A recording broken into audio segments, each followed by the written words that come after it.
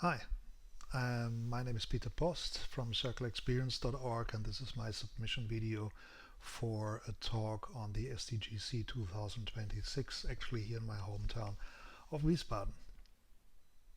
The title of my talk is From Data Dump to Change Agents. It's about the digital product passport and how it can actually change consumer behavior. I start my talks always with focusing on humans in the moment that humans became consumers, which is roughly like 4,000 years ago, and that our discipline of communication and service design did a pretty good job in enabling consumers to consume more and more and more. And the focus of design in the circular economy is, of course, to enable consumers beyond consumption.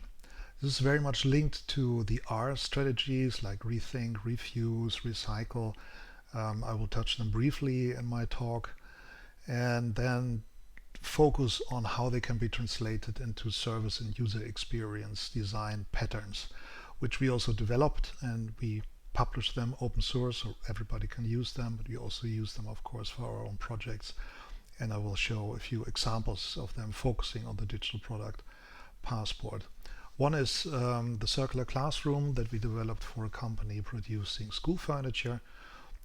So this is an example on how you can build services on top of these, well, pretty dry data that is in a digital product passport to support, for instance, employees of a school to manage like the fleet management of furniture, to actually do more with less furniture, but also use cases like repair and other stuff that they have to do.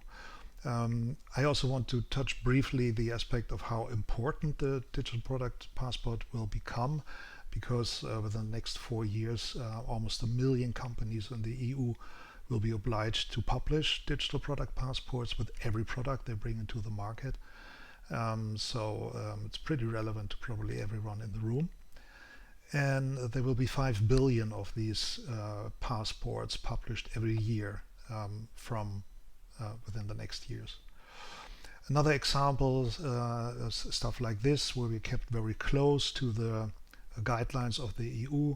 So there's also information about the materials that were used to build a product, but also how to use it very energy efficiently, how to repair it, how to maintain it, how to upgrade it, which is a very important use case, but also how to build trade-in programs on top of a digital product passport.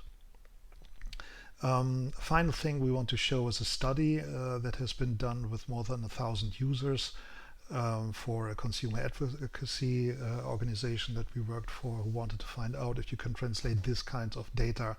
This is an example from Apple, into something that users can actually use.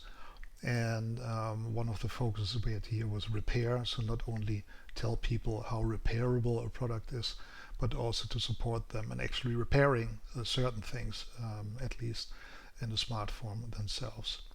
There were different use cases in this study, and the study results with more than 1,000 people in this panel will be part of the talk as well. Well, that's it. Thank you very much.